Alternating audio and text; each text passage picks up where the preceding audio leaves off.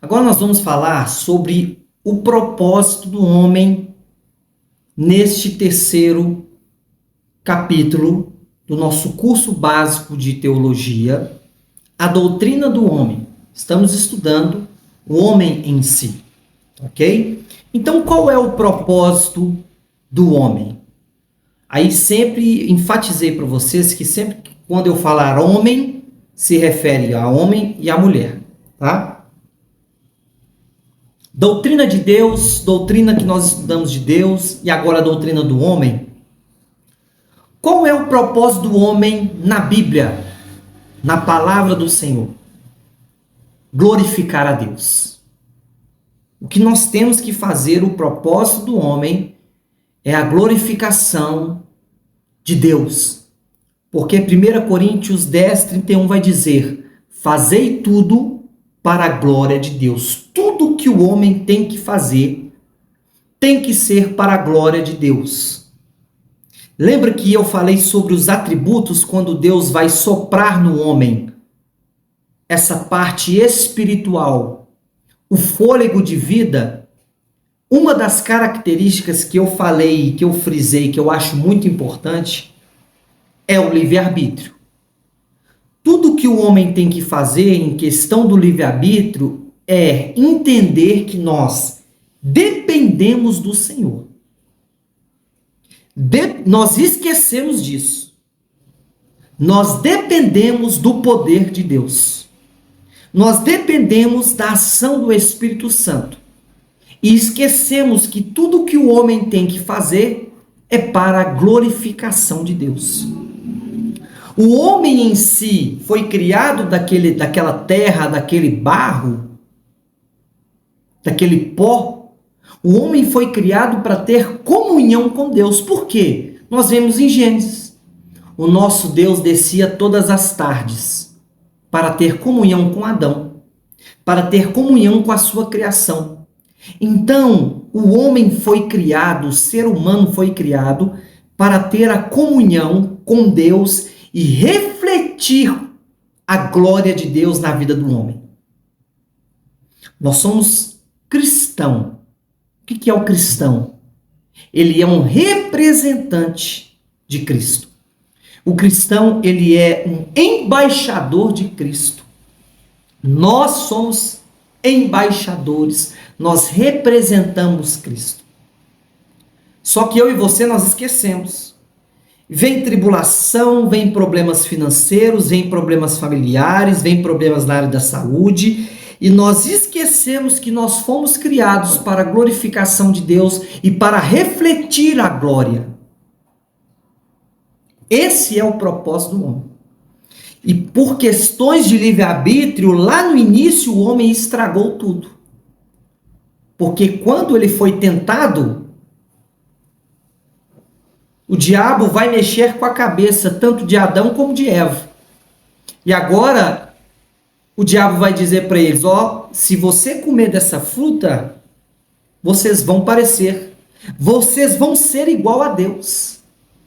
Então, essa curiosidade de ser igual a Deus, ou seja, o livre-arbítrio de comer daquele fruto, fez com que tudo se perdesse e hoje nós estamos em 2025, e estamos hoje, até hoje, sofrendo as consequências do início por questões de escolha. Quantas escolhas erradas nós fizemos ao longo do caminho? Quantas escolhas erradas a criança está sendo ensinada, aí ela vai ser adolescente, e aí ela vai crescer, e ela vai começar a tomar suas próprias decisões? O propósito do homem, anota isso. O propósito do homem na Bíblia é glorificar a Deus e fazer tudo para a glória do Senhor e para ter comunhão com Deus. Como que nós vamos ter comunhão com Deus? O tempo de oração é importante, o seu jejum com, a sua carne, mortificando a sua carne, o seu tempo de leitura bíblica diária, mas nós estamos tão cheios de afazeres que estamos perdendo a comunhão com Deus. Ok? Então o propósito do homem é glorificar a Deus. O propósito do homem é ter o domínio sobre a criação. Gênesis 1:28. Dominais sobre os peixes do mar. O homem agora, nessa doutrina do homem, ele recebe responsabilidade. Todo homem, estou dizendo no âmbito geral, mulher e homem, foi criado para adquirir e ter responsabilidades e a mordomia sobre a terra. Nós temos as responsabilidades aqui na terra. Deus criou o ser humano para ter esse domínio sobre a criação, sobre essa questão da responsabilidade. Ok? Então esse é o propósito do homem. Agora vamos falar sobre a queda do homem. A parte mais triste da Bíblia, que é quando o homem cai, quando o homem perde aquela terra, perde aquele jardim, perde tudo aquilo que Deus tinha criado para o homem perde. Então nós vamos falar sobre a queda do homem. Gênesis 3. Nós vemos o primeiro pecado, ele é chamado de pecado original, que é o primeiro pecado. Adão e Eva, eles, pelo livre-arbítrio, eles vão desobedecer a Deus, trazendo agora o pecado para todo mundo, para toda uma geração. Nós carregamos a desobediência do pecado original que foi de Adão e Eva. O pecado no mundo, essa transgressão, essa escolha de Adão e Eva em comer do fruto, como Adão era o cabeça da raça humana, Adão vai representar toda a humanidade. Romanos 5,12. Então existe agora, através dessa desobediência, existe as consequências da queda. Então quais foram as consequências da queda de Adão e Eva? Separação espiritual de Deus. Aquela comunhão que Adão tinha todas as tardes com Deus, agora houve um rompimento, houve uma separação.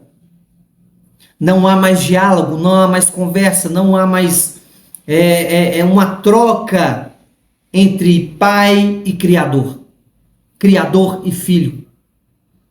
Então há uma separação espiritual. Morte física. O homem foi criado para viver milhares e milhares de anos, mas o pecado agora vem entrando no corpo físico, trazendo morte física e morte espiritual.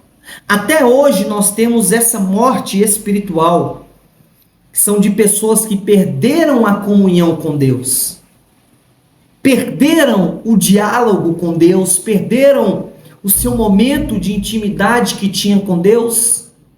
E hoje a pessoa, qual que é a estimativa de vida? Porque antigamente as pessoas viviam 500 anos, 200 anos, 300 anos. Hoje a estimativa é o quê? 70, 60? Então, o pecado vai trazendo morte física e morte espiritual. Outro ponto, corrupção da natureza humana. Que corrupção? A natureza pecaminosa. Nós vemos que quando Adão ele vai pecar, ele desobedeceu, foi uma desobediência, porque havia uma ordem: não comerás do fruto. E um pecado foi puxando o outro. Depois, qual foi o pecado? Da desobediência, depois foi quem? Caim vai matar Abel. Olha para você ver o acúmulo de coisas por causa da desobediência.